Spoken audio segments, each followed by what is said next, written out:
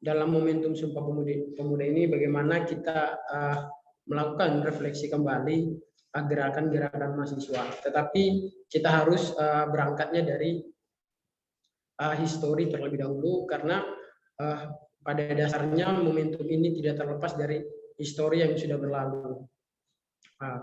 Jadi sebelum terjadinya Sumpah Pemuda diadakan, itu berbagai organisasi, berbagai elemen yang berada di tiap-tiap wilayah itu melakukan gerakan atau melakukan perlawanan untuk melawan kolonialisme Belanda pada saat itu dari wilayahnya masing-masing. Nah, ada dua kongres yang terjadi. Yang pertama, kongres pertama yaitu pada tanggal 30 April tahun 1926 yang dilaksanakan di Jakarta. Itu dalam kongres pertama itu masih saling berbeda pendapat dikarenakan berdasarkan karena dengan berangkatnya dari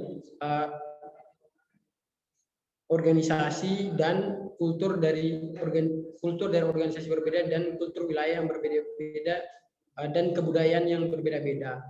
Di situ timbul antara sentimen dari tiap-tiap organisasi.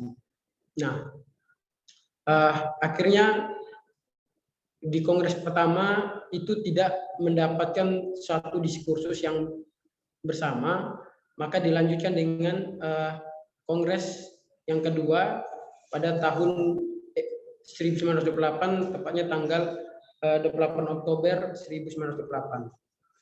Nah,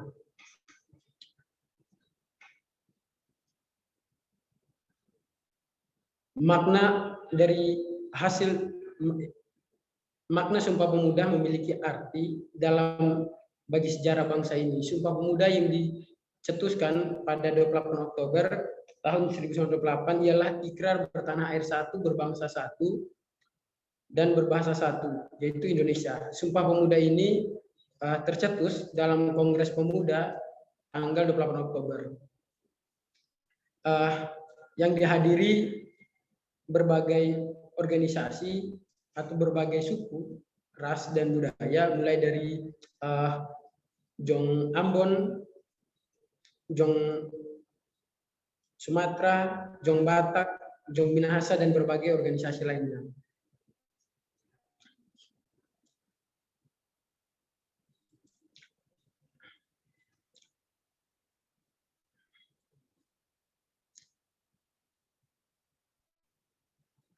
Tujuan Kongres Pemuda kedua antara lain melahirkan cita-cita. Jadi dari Kongres Pemuda kedua itu melahirkan ada 3 poin. Yang pertama, melahirkan cita-cita semua perkumpulan pemuda Indonesia. Yang kedua, membicarakan beberapa masalah pergerakan pemuda di Indonesia pada saat itu. Yang ketiga, memperkuat kesadaran kebangsaan dan memperteguh persatuan Indonesia. Kongres ini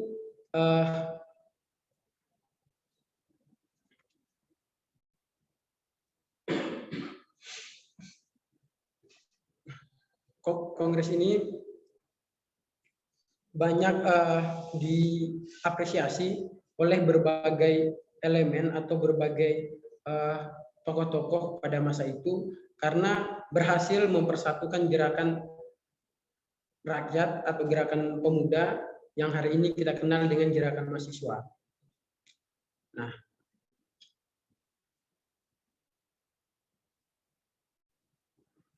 apa makna yang lahir dari Sumpah Pemuda?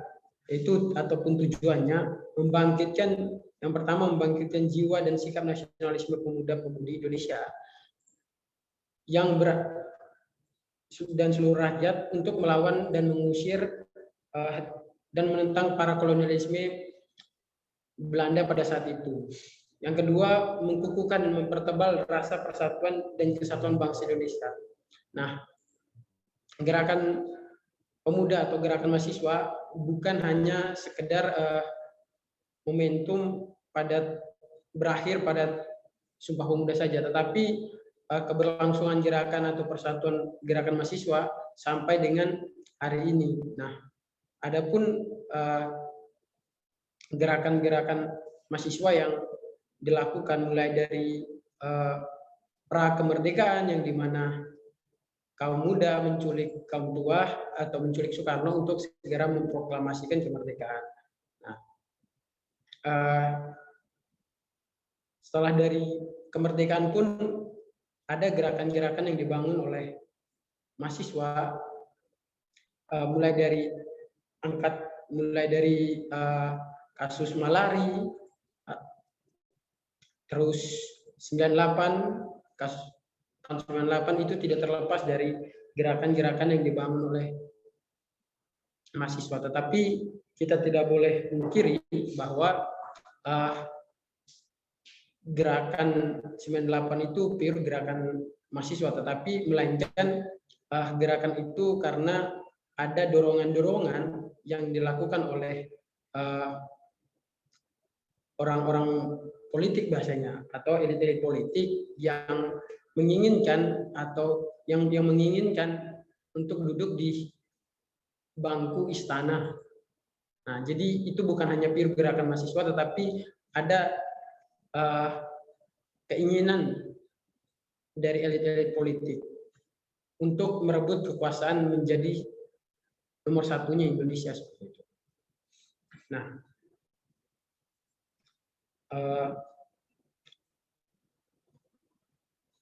jadi kita pun tidak boleh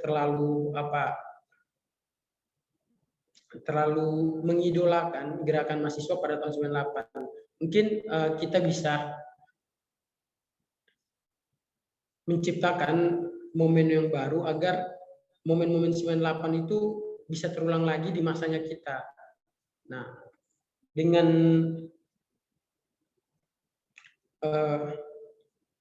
dengan situasi dan kondisi sekarang ini, gerakan apa yang harus kita lakukan agar gerakan mahasiswa yang terkhususnya di masa pandemi itu tetap berjalan dengan sebagaimana mestinya. Jadi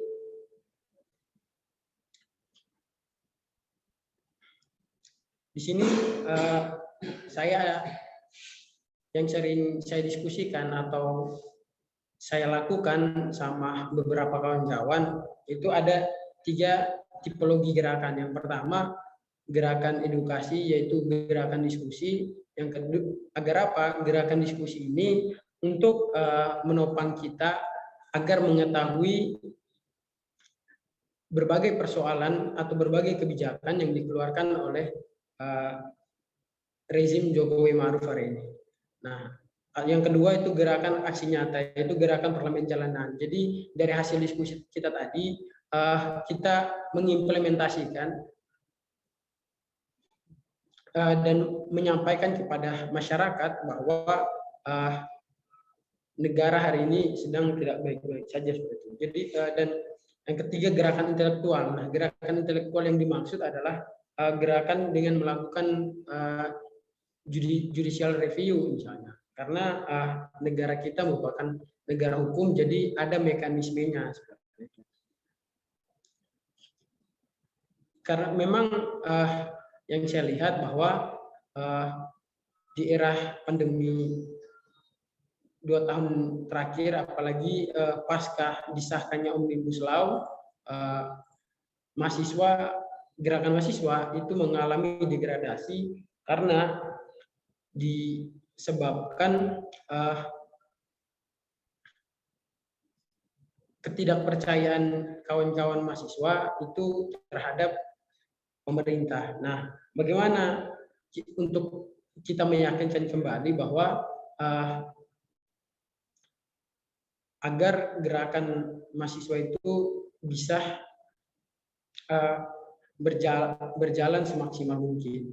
Nah, itu tadi ada yang saya tawarkan tadi, 3 tipologi gerakan. Nah, mungkin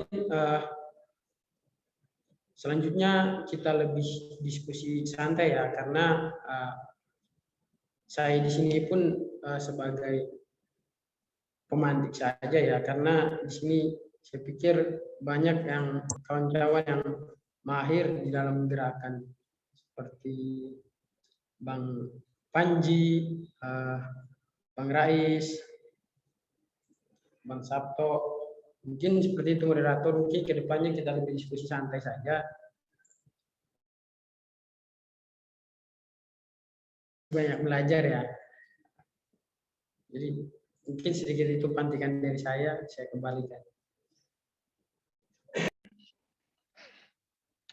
Baiklah, terima kasih kepada pemateri Bang Ashraf. Selanjutnya mungkin kita langsung masuk ke materi yang kedua ya, yang akan disampaikan oleh Bang Muhammad Bimantara. Kepada Bang Muhammad, saya persilakan untuk memaparkan materi.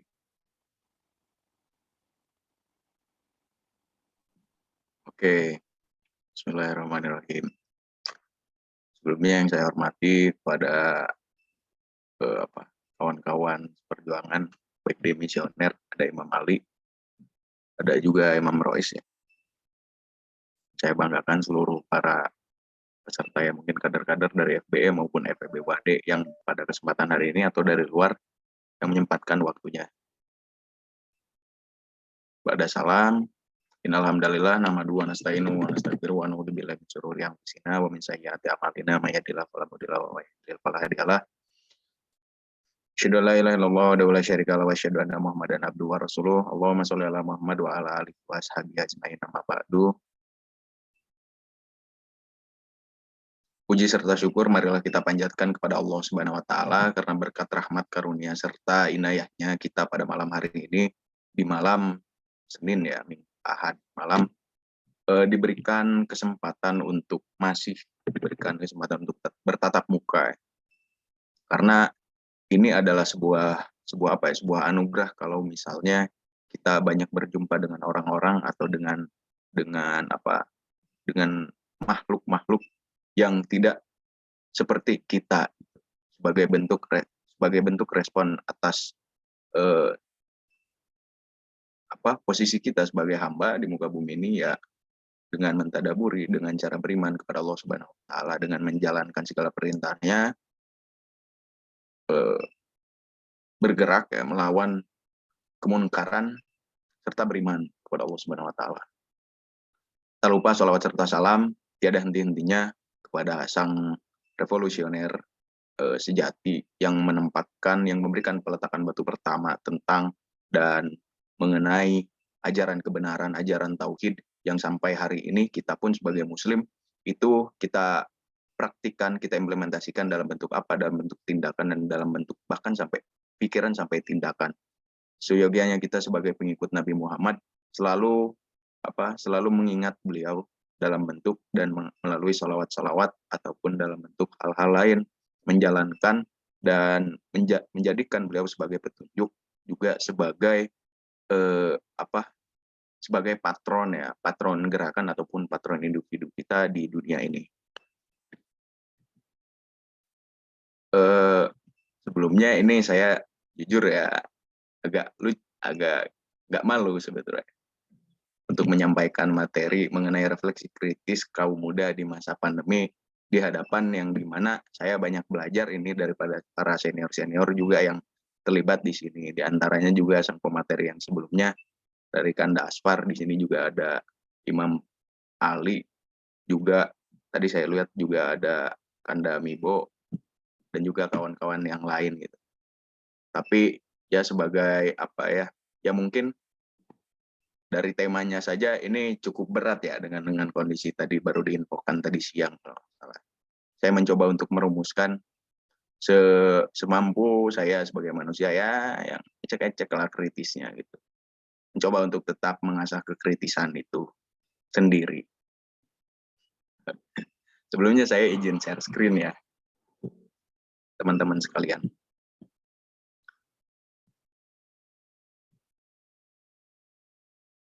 Oke, pada malam hari ini saya diberikan amanah pemberitahuan dalam bentuk pamflet oleh teman-teman pengurus untuk mengisi kajian mengenai refleksi kritis gerakan kaum muda di masa pandemi.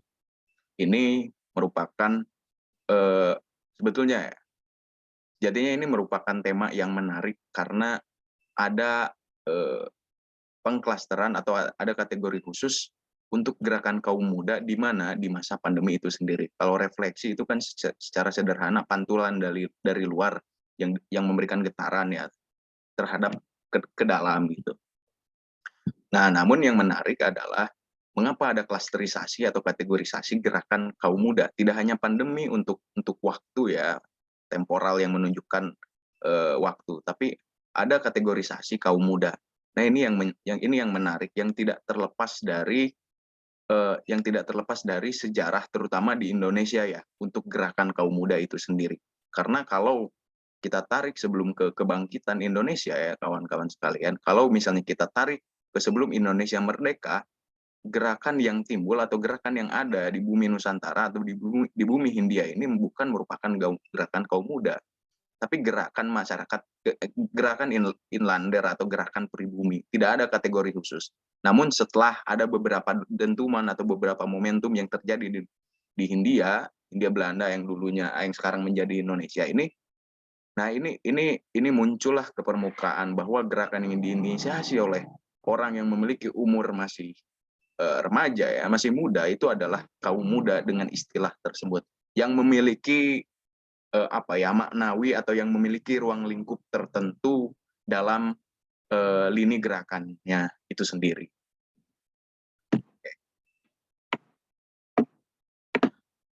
Saya mengutip hadis Nabi Muhammad dari Nabi Muhammad SAW bahwa yang bersabda, saya wasiatkan para pemuda kepadamu dengan baik sebab mereka berhati halus. Ketika Allah mengutus diriku untuk menyampaikan agama yang bijak ini, maka kaum mudalah yang pertama-tama menyambut saya, sedangkan kaum tua menentangnya.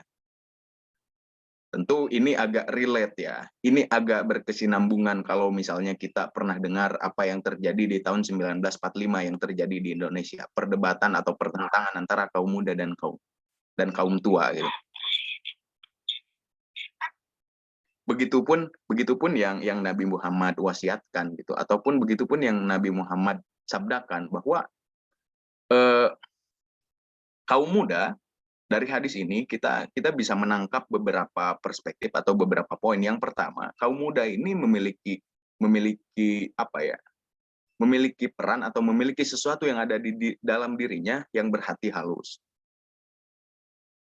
Nah, dan Nabi Muhammad mengisyaratkan bahwa dengan hati haluslah gitu. Bahwa dengan hatilah Islam, ketika Nabi Muhammad turun, ya, ketika Nabi Muhammad diberikan wahyu oleh Allah, ketika Nabi Muhammad diizinkan untuk syiar, untuk dakwah, gitu ya, bahwa kaum muda lah yang menyambut pertama-tama. Tentu ada perbedaan antara menyambut dan menerima ya, kawan-kawan sekalian. Menyambut itu artinya dia sudah menerka-nerka itu, dia sudah menunggu-nunggu.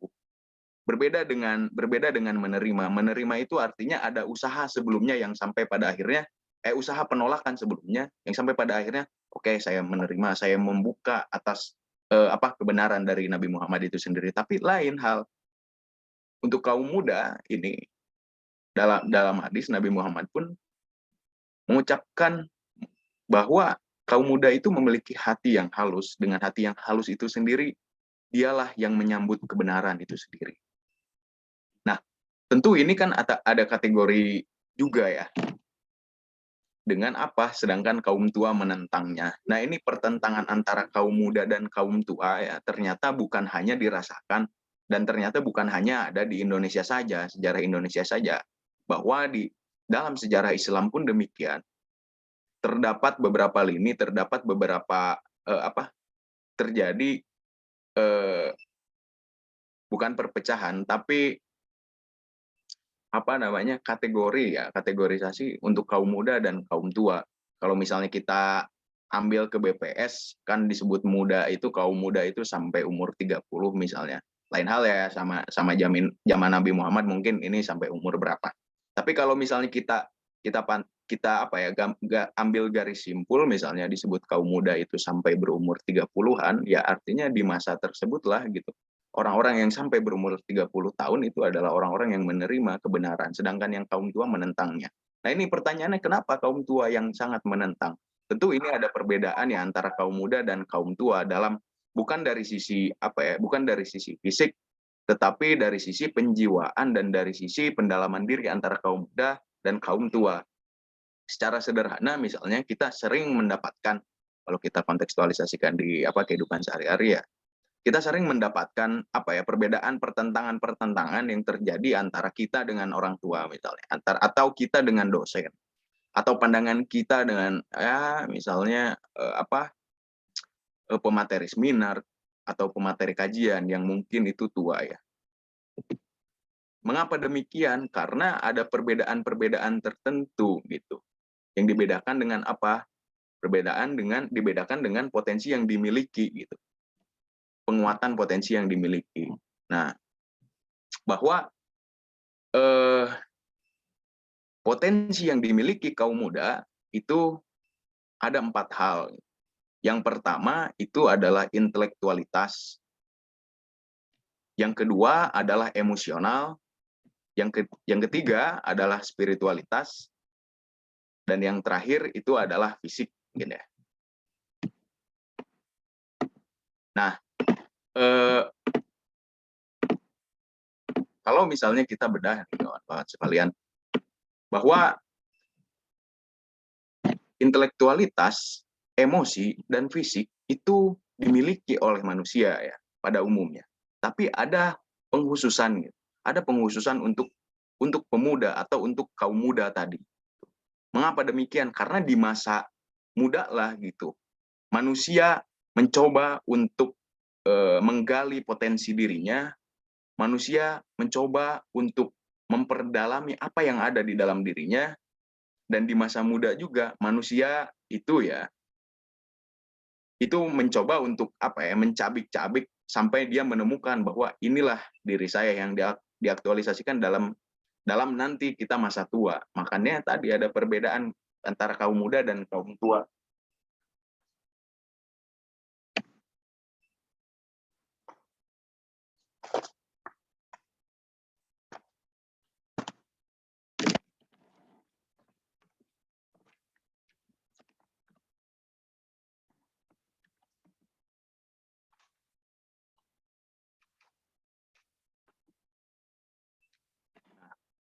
Perbedaan tadilah yang menyebabkan atau yang menjadikan juga salah satu landasan mungkin ya. Kalau asbabul wurudnya Rasul mengumpamakan dan memberikan nasihat bahwa kaum muda lah yang memberikan dan yang mudah juga menerima pembaharuan dan mudah juga lebih menerima kebenaran atau hal-hal yang baru.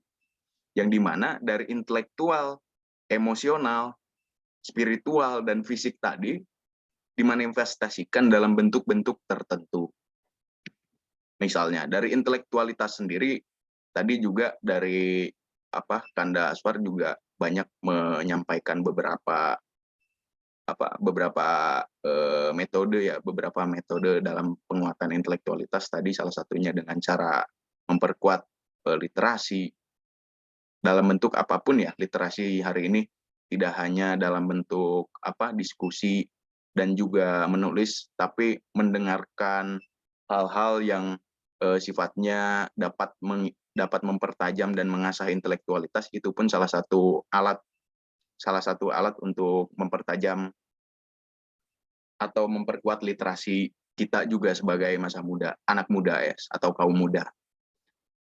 Nah, saya untuk manifestasi ini mengambil dari pandangan salah satu mahasiswa, bahwa manifestasi dari potensi yang pertama kan intelektualitas, yang kedua potensi emosional, yang ketiga potensi spiritual, dan yang terakhir potensi fisik. Untuk potensi intelektualitas itu dimanifestasikan, intelektual tadi dimanifestasikan oleh visi dan melalui visi.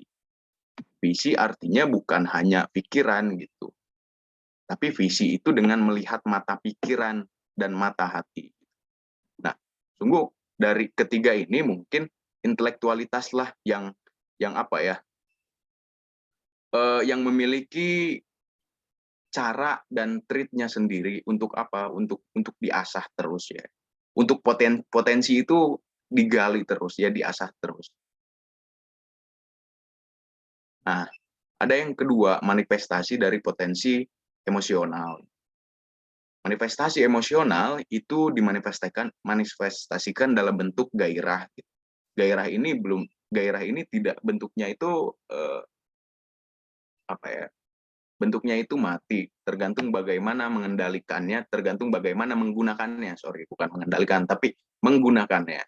Yang dimana kita di kaum muda biasanya memiliki, bukan biasanya ya, kita punya gairah, punya semangat yang sungguh berbeda ya dengan anak-anak dan juga kaum tua.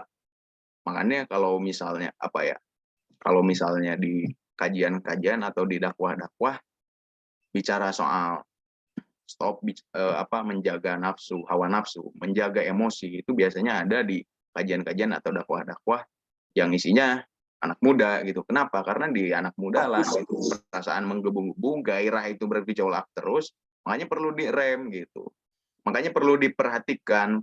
Kalau di mobil misalnya kita tahu kapan pakai gigi 1, gigi 2, gigi 3 gitu. Kenapa? Karena emosi tadi ini dapat melesat kencang gitu. Nah, yang ketiga potensi spiritualitas, yang dimana potensi spiritualitas dimanifestasikan oleh pencerahan nurani gitu, atau pencerahan jiwa. Nurani itu sejatinya membimbing manusia untuk merasakan dan merasakan yang mana yang baik, yang mana yang buruk, yang mana yang halal, yang mana yang haram, yang mana yang baik untuk diriku, yang mana tidak baik untuk diriku ataupun untuk sosial. Nah, spiritualitas tadi dapat diperkuat ya. Spiritualitas tadi dapat digunakan dipertajam melalui apa? Melalui kedalaman diri kita juga terhadap apa? Terhadap agama. Nah, korelasi dari tiga potensi ini, baik intelektualitas, emosional dan spiritualitas itu akan akan lebih ciamik gitu, akan lebih bagus kalau misalnya kita gunakan dan kita dampingi dengan potensi fisik. Makanya inilah yang menjadikan atau yang membedakan mungkin ya. Apa sih potensi kaum muda itu? Ya kaum muda inilah potensinya. Intelektualitas, emosional, spiritualitas, fisik yang dimana dia baru dan dalam masa pembentukannya itu adalah masa yang keemasannya yang dimana nantinya akan menggambarkan dia seperti apa dan bagaimana. Baik dari sisi intelektualitasnya, baik dari sisi emosionalnya, baik dari spiritualitasnya, ataupun dari fisik kaum muda tersebut. Gitu.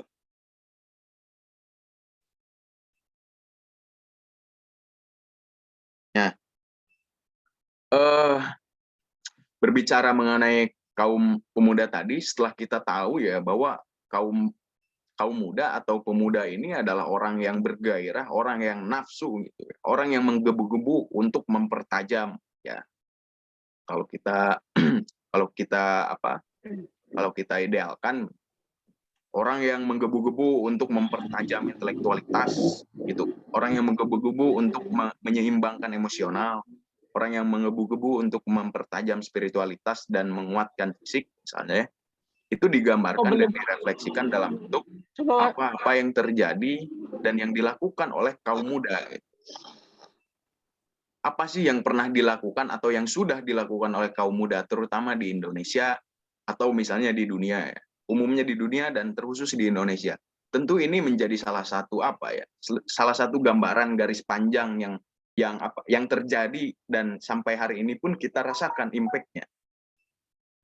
Toh kalau misalnya kita aksi misalnya ataupun kita melakukan gerakan sosial ataupun gerakan individu misalnya, yang selalu terpantik atau yang selalu keluar itu apa yang dilakukan oleh para pendahulu para kaum muda. Tadi misalnya Anda Asbar pun menjelaskan bagaimana sih Sumpah Pemuda itu sampai bisa terjadi, mengapa bisa terjadi, apa semangatnya. inilah garis panjang tadi yang sampai pada akhirnya kita juga rasakan dalam berhimpun, dalam berorganisasi, ataupun dalam melihat fenomena sosial gitu.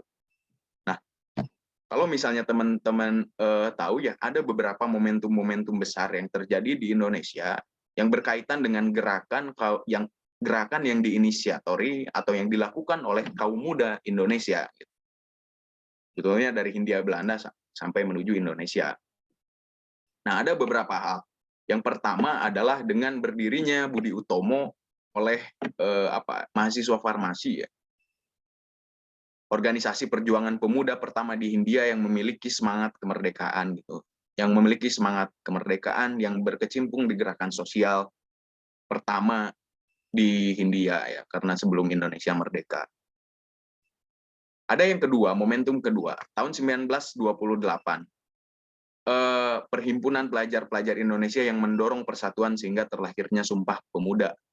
Sumpah Pemuda yang terjadi dua kali ya.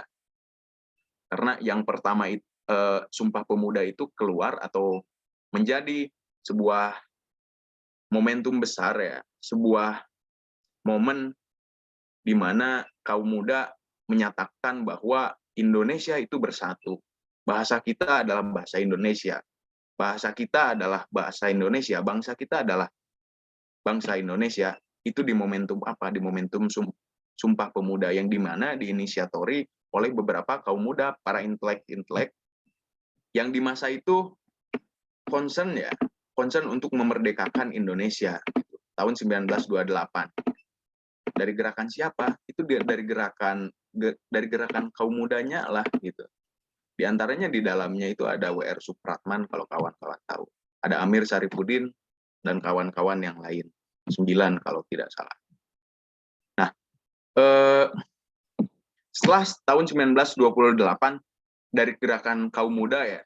Selain gerakan kaum muda pun kalau teman-teman tahu di 1912 itu juga berdiri sebuah organisasi perserikatan organisasi keberagamaan ya, yaitu Muhammadiyah. Itu tahun 1912 dan di tahun 1926 juga lahir juga organisasi keagamaan Nahdlatul Ulama. Di samping itu gerakan pemuda juga tidak pernah dia absen gitu. Dari apa? Dari dinamika sosial, dari drama sosial yang terjadi di masyarakat Indonesia. Nah, setelah tahun 1928, salah satu momentum besarnya lagi itu adalah di tahun 1945 yang dimana ada istilah di masa itu ya, yaitu angkatan 45 atau angkatan muda 1945. Apa yang mereka lakukan yaitu menculik Soekarno-Hatta dan mendesak proklamasi kemerdekaan agar dilakukan secepat-cepatnya. Menculik Soekarno-Hatta ke Rengas Dengklok karena dari angkatan tua itu punya pandangan lain soal kapan Indonesia harus merdeka. Tapi pandangan yang lebih reformis gitu, pandangan yang lebih reformis lah. Pandangan yang lebih reformis itu ada di angkatan muda. Sehingga desakannya itu mencoba untuk menarik Soekarno dan Hatta agar segera memproklamasikan kemerdekaan. Nah, setelah tahun 1945 terjadi lagi di tahun 1966 yang digerbongi atau yang dilakukan oleh kaum muda juga, tapi ada kategorisasi kecil, yaitu kategorisasi besar, yaitu mahasiswa, yaitu sekelompok pemuda yang terdidik gitu. Kelompok pemuda yang terdidik yang mengenyam pendidikan tinggi pasca kalau dulu SMA tuh SLTA, SMK kejuruan ya dulu. Melalui aksi gelombang aksi Tritura. Nah, ini pun salah satu momentum yang besar juga kalau kawan-kawan tahu. Karena 1966 pun itu adalah satu tahun di mana yang bersamaan dengan kapan Soekarno lengser ya, Orla lengser dan Orba mulai hidup gitu. Yang dimana dari isi Tritura tadi adalah ada beberapa tuntutan, diantaranya pembubaran PKI beserta ormas-ormasnya perombakan kabinet Dwikora dan turunkan harga sandang dan pangan. Nah, itu diakomodir oleh para mahasiswa. Kemudian ada di tahun 1970 gerakan yang lumayan besar, cukup monumental, mahasiswa sebagai agen kritis alternatif dan middle class. Mengapa demikian? Tuntutan dari 1970 ya, setelah melihat bagaimana Soeharto menjalankan roda pemerintahannya, ternyata ada analisis kritis yang dilakukan oleh mahasiswa. Banyak hal-hal yang dilakukan penyelenehan lah atau pembelotan yang dilakukan oleh Soeharto melalui apa? Melalui diantaranya itu pemilihan umum gitu. Makanya gerakan 1970 itu menuntut untuk apa namanya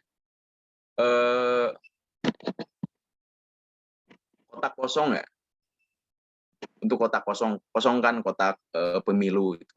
Dengan cara apa? Aksi besar-besaran selama berbulan-bulan di depan istana presiden yang diakomodir dan dilakukan oleh para mahasiswa. Setelah tahun 1970 dan sampai itu ada beberapa gelombang tahun 1970, 72, 77, yaitu setelah 1970-an gitu, ada tahun 1998 yaitu yang kita tahu sebagai reformasi ya, berhentinya kezaliman Orde Baru, berhentinya kematian otoritarianisme di Indonesia, di bumi Indonesia dengan cara apa? Dengan melalui apa? Dengan melalui sistem kenegaraan yang lebih demokratis gitu. Dengan adanya lembaga independen yang berkaitan dan yang berhubungan dengan masalah-masalah yang terjadi di Orde Baru atau yang terjadi di anak bangsa Indonesia dengan semangat menghapus korupsi, kolusi dan nepotisme salah satunya dia yang diperjuangkan oleh siapa? Oleh kaum muda. Nah, ini mungkin yang jadi PR dan pertanyaan, apakah akan ada gelombang lagi di tahun setelahnya gitu. Tahun 2022 mungkin, 2023 atau mungkin 2021 atau 2024 pemilu nanti. Nah, ini pertanyaannya bisa dijawab nanti setelah teman-teman mungkin ya semuanya ya kita berproses, kita tetap hidup di garis di garis kritis ya, di garis kritis alternatif mahasiswa. Nah, dari beberapa momentum atau momentum yang terjadi di Indonesia yang diinisiasi dan dieksekusi oleh kaum pemuda itu ya, yang teman-teman tahu ini sebagian mungkin ya. Ini dapat diartikan gitu bahwa ada entitas atau ada nilai tertentu yang dimaknai oleh kaum muda atau pemuda dalam hal apa? Dalam merefleksikan bentuk kecintaan dirinya terhadap apa? Terhadap tanah air, terhadap bangsa ataupun terhadap agama. Saya bilang agama kenapa? Karena ini fakta empirik ya bahwa Indonesia itu tidak akan pernah menurut saya lepas dari nilai-nilai keagamaan. Entah itu tahun 1908, 1928, 1945, 1966, 70, 98 ataupun setelahnya. Nah, semangat itulah yang menjadi bara pemuda untuk menjalankan dan mencoba untuk menguak apa yang menjadi permasalahan di bumi pertiwi ini, di bumi Indonesia ini. Makanya kita kenal setiap permasalahan ya, setiap masa itu ada pemuda yang menjadi gerbong atau yang menjadi kaum alternatif di tengah masyarakat. Nah, atau misalnya kita tahu ya kawan-kawan bahwa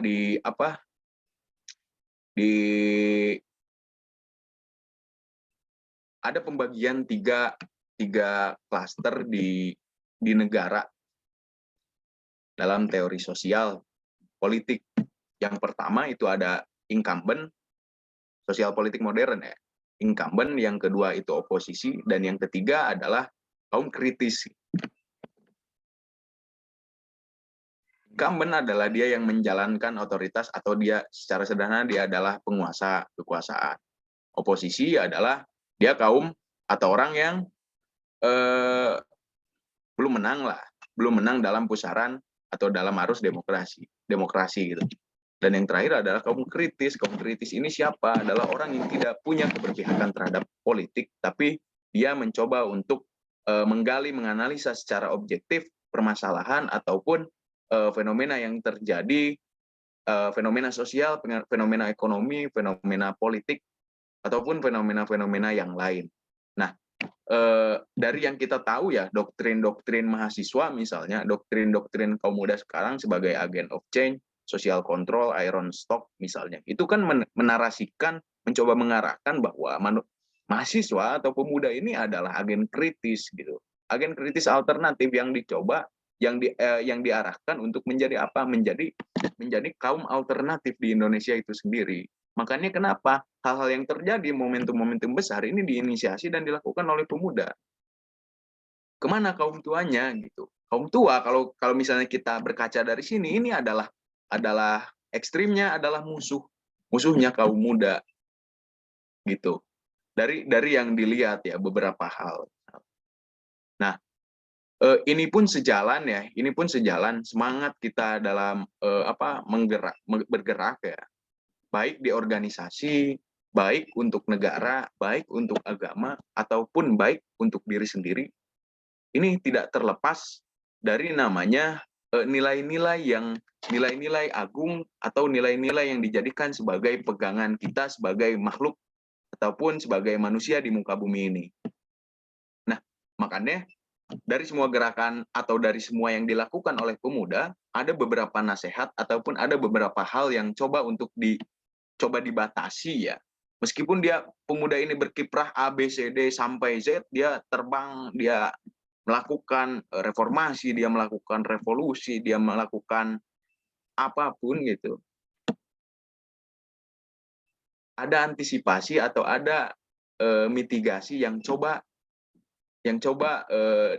dinarasikan atau yang diucapkan oleh Rasulullah SAW sendiri dalam bentuk nasihat. Nah, ini ada 3 nasihat Rasulullah untuk kaum muda, terutama kaum muda. Yang pertama, kaum muda, kata Rasulullah, harus jeli dan cermat dalam bergaul atau berteman.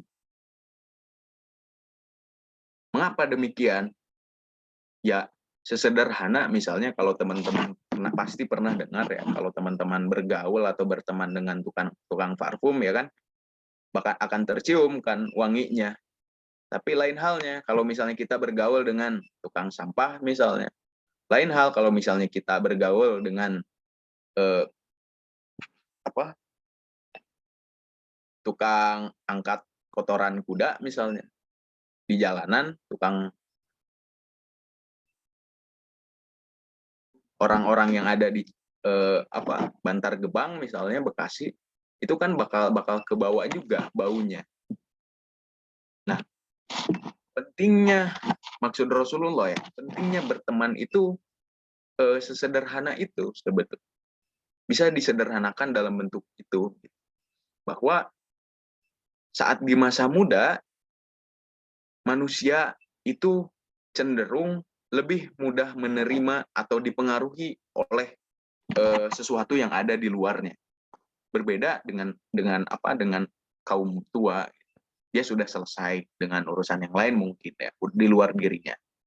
Makanya itu kita harus jeli dan cermat bergaul dalam berteman, karena sangat mempengaruhi apa yang akan kita lakukan, apa yang akan kita pikirkan, ataupun apa yang ada di imajinasi kita dengan pergaulan atau pertemanan itu sendiri.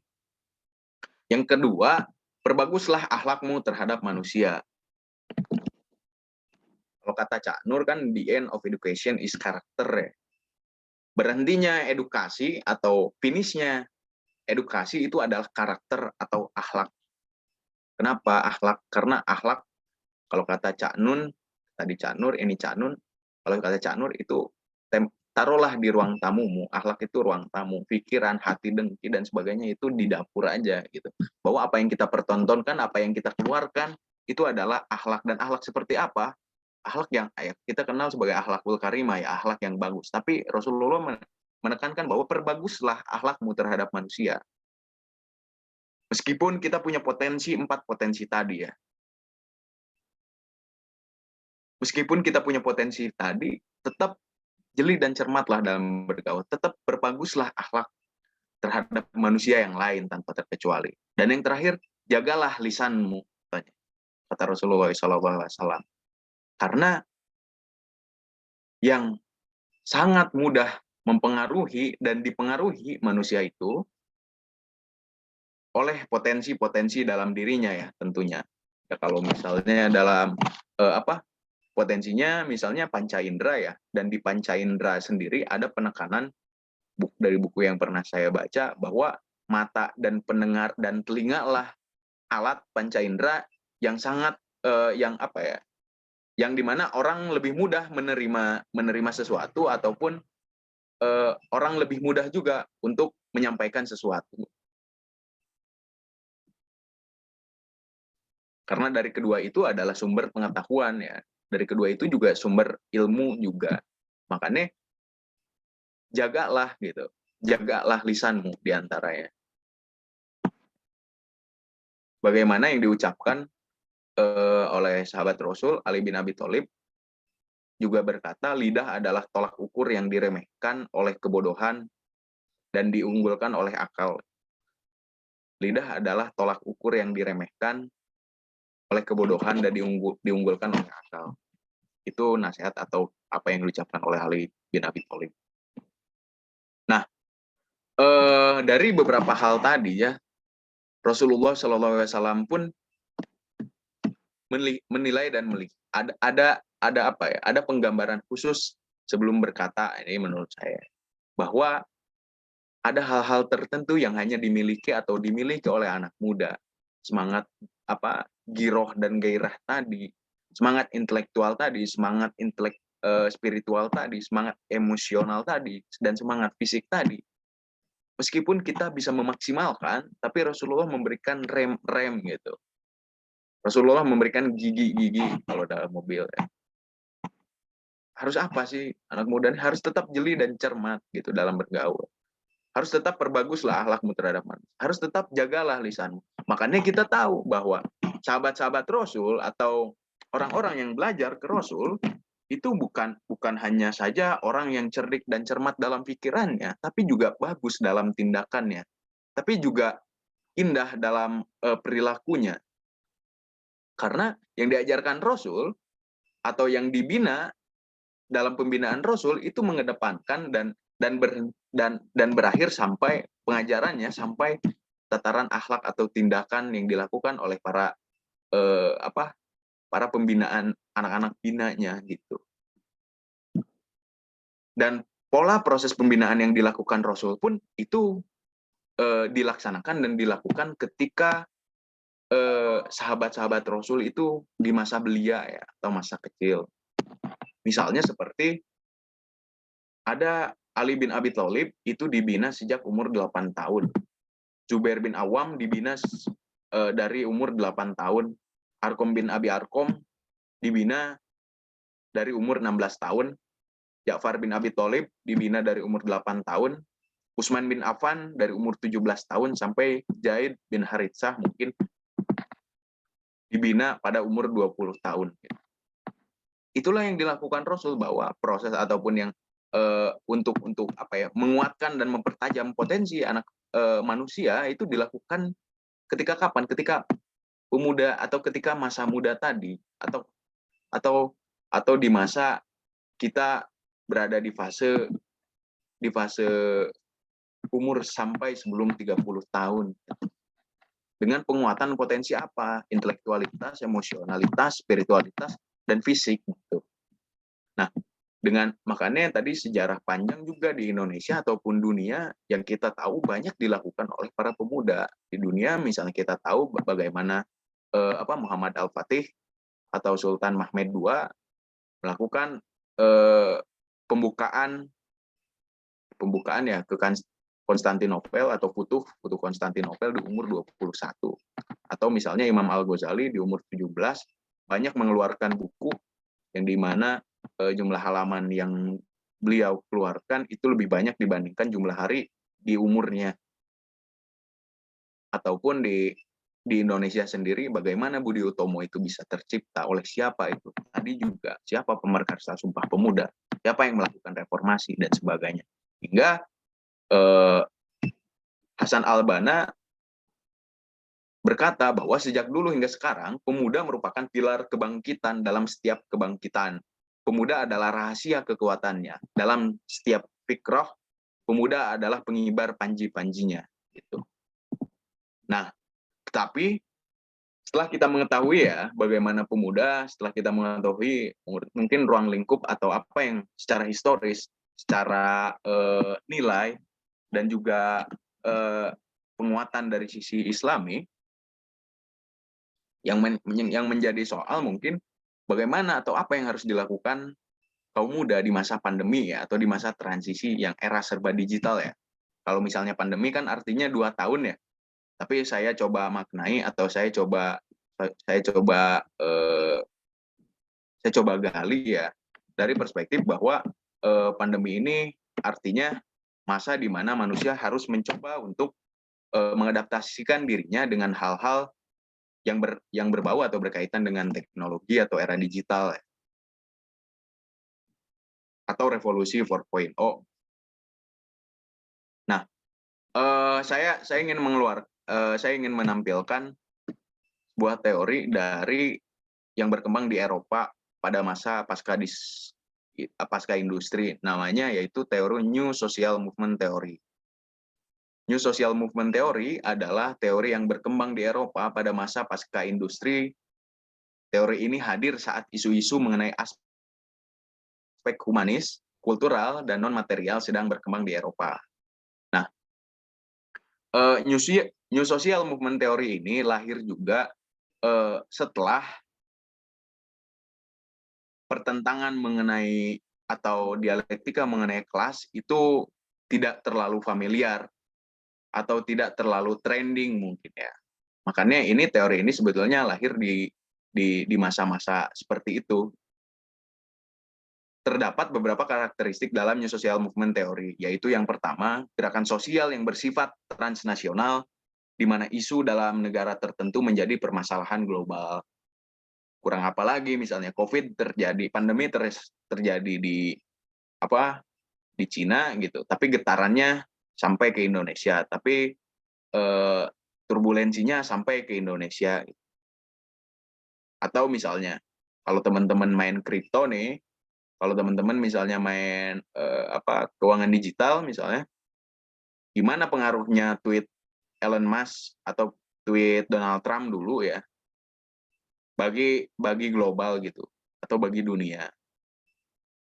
Yang kedua, fokus pada perubahan kultural dan perbaikan lingkungan sosial dan fisik. Ini tentu ya, kalau teman-teman misalnya lihat perkembangan gerakan sosial sekarang ya, perubahan-perubahan yang coba dinarasikan atau perubahan-perubahan yang coba untuk dinaikkan itu adalah perubahan yang menyentuh aspek kultural, lingkungan sosial, dan fisik. Ada yang ketiga, gerakan ini mendapat dukungan dari individu dengan latar belakang yang beragam tanpa adanya perbedaan kelas tertentu. Bahwa gerakan sosial hari ini sifatnya transnasional tadi, betul gitu. Anti privatisasi, anti individualis atau anti sektor tertentu atau wilayah tertentu, teritori tertentu gitu. Atau anti kelas bahkan. Kita sering menjumpai atau sering merasakan di tiap aksi misalnya, ataupun tiap gerakan-gerakan yang lain misalnya, tidak ada pertentangan mengenai kelas. Yang terlibat di sana, siapapun bisa terlibat, siapapun dari berbagai lini, berbagai aliran, berbagai pandangan, atau bahkan berbagai strata itu bisa terlibat di masalah tertentu.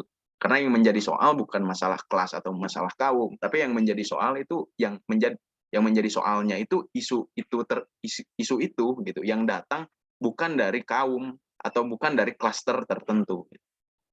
Dan ada yang keempat, yaitu narasi sebagai senjata gerakan digital. Nah, ini saya tambahkan bahwa di masa tadi ya, di masa pandemi ya, atau di masa di masa digital yang perlu keterlibatan kaum muda mungkin ya. Perlu keterlibatan kaum muda dalam menjalankan atau dalam keikutsertaannya di di dalam gerakan atau di dalam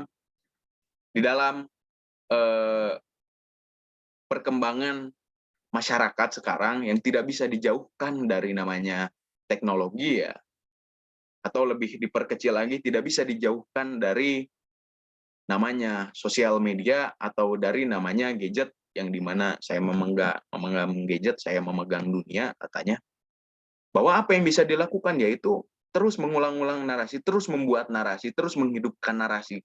Karena dengan narasilah orang bisa terbentuk. Awalnya ya, oleh narasilah orang bisa melihat, dengan narasilah orang bisa mendengar, dengan narasilah orang bisa merasa. Karena pertentangan sekarang adalah pertentangan narasi, terutama di era digital ini. Sebagaimana kalau misalnya kita tahu ya, ini tidak saya cantumkan ya, bahwa permasalahan kaum muda atau terutama kaum muda sekarang itu bukan lagi imperialisme, ini teori modern ya, bukan lagi imperialisme, bukan lagi kapitalisme. Ini pandangan modern, populis modern ya. Bukan lagi masalah neoliberalisme, tapi masalahnya apa? 3F katanya masalahnya. Food, fun, and fashion. Inilah yang menjadi 3 masalah inilah yang mematikan kaum muda. 3 masalah inilah yang menjadi persoalan bahkan manusia di era 4.0 atau di era digital ini. Food itu maksudnya apa? Manusia coba dikenalkan dengan hal-hal yang berbau makanan ya, ataupun minuman yang layak konsumsi ke dalam badan, tapi itu dapat membodohi manusia, misalnya narkoba, misalnya minuman beralkohol. Food dapat mematikan manusia. Yang kedua, fashion, begitupun fashion gitu. Manusia coba dipantik jiwa kompetitifnya, manusia coba dipantik jiwa rasa keinginan yang besar agar terus menggebu-gebu, agar dia tidak bisa dapat menahan dirinya. Untuk apa? Untuk mendapatkan hal yang sifatnya sebetulnya tidak dia dibutuhkan. Dalam bentuk apa? Dalam bentuk fashion. Dan yang terakhir adalah fun, kesenangan. Yang kadang mungkin kita pun kadang terlena juga dalam kesenangan itu sendiri gitu. Tapi kalau diperdalam lagi bahwa hal-hal yang sifatnya hiburan, hal-hal yang sifatnya bermain-main itu yang lebih sering kita lakukan. Teman-teman bisa analisis sendiri deh dalam sehari misalnya, analisis apa yang teman-teman lakukan dalam sehari itu. Berapa lama waktu teman-teman membaca buku, berapa lama waktu teman-teman untuk tidur, dan berapa lama waktu teman-teman untuk bermain HP. Ada sebuah data yang mengungkapkan bahwa di Indonesia sendiri rata-rata minimal orang Indonesia untuk bermain gadget itu selama kurang lebih 7 jam. 7 jam untuk bermain gadget aja tuh. Bermain HP. Bermain HP saja ya ini. Belum lagi kita nonton TV.